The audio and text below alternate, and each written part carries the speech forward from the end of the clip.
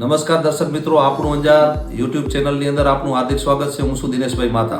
આજે આપણે એવી સરકારી યોજનાની વાત કરશું જેમાં ગૌશાળાના ટ્રસ્ટો ચલાવવા માટે સરકાર તરફથી આર્થિક સહાય આપવામાં આવે છે. આજે આપણે મુખ્યમંત્રી ગૌમાતા પોષક યોજનાની વાત કરશું. ગામો ગામ ગૌશાળાઓ આવેલી છે. અંજાર શહેરમાં પણ ખૂબ ગૌશાળાઓ આવેલી છે.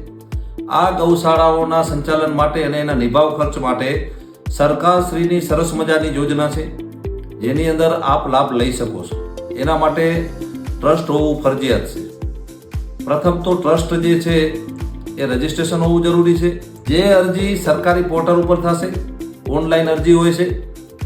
ટ્રસ્ટનો દાખલો સાથે 2 ટ્રસ્ટીઓના આધાર કાર્ડ, એની સાથે ટ્રસ્ટના 3 વર્ષના ઓડિટ રિપોર્ટ, સાથે ફોર્મ નંબર 46, 47, 48, એક CA નું સર્ટિફિકેટ આવશે કે આગળની જે તમે રકમ છે એ યોગ્ય રીતે વાપરી છે કે નહીં.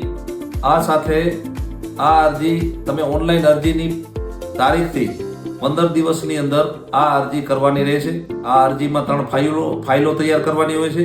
જે ફાઇલો જિલ્લા પંચાયતના પશુપાલન શાખામાં આપને જમા કરાવવાની રહેશે. આ સાથે ટ્રસ્ટના બંધારણની ઝેરોક્સ એડ કરવાની રહેશે. ટ્રસ્ટના ખાતાની બેંક પાસબુકની ઝેરોક્સ એડ કરવાની રહેશે. જેના કારણે દરેક ગૌશાળાને લાખો રૂપિયાનો ફાયદો થશે અને નિભાવ ખર્ચ માટે ગૌશાળાને રકમ મળશે.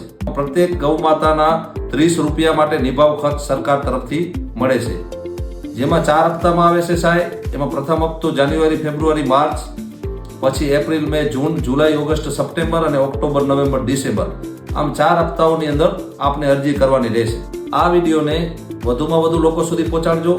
જેમના ટ્રસ્ટો નથી બનેલા એમના સુધી પણ પહોંચાડજો, એટલે એ પણ આ યોજનાનો લાભ લઈ શકે. આ યોજનાનો લાભ લેવા માટે તમને એમ લાગે કે તમને કાંઈ નથી સમજાતું, તો નીચે જે મોબાઈલ નંબર નાખેલા છે એના ઉપર અમારો સંપર્ક કરજો. તો અમે આ યોજનાના લાભ લેવા માટે તમને તમારી પૂરી મદદ કરશું.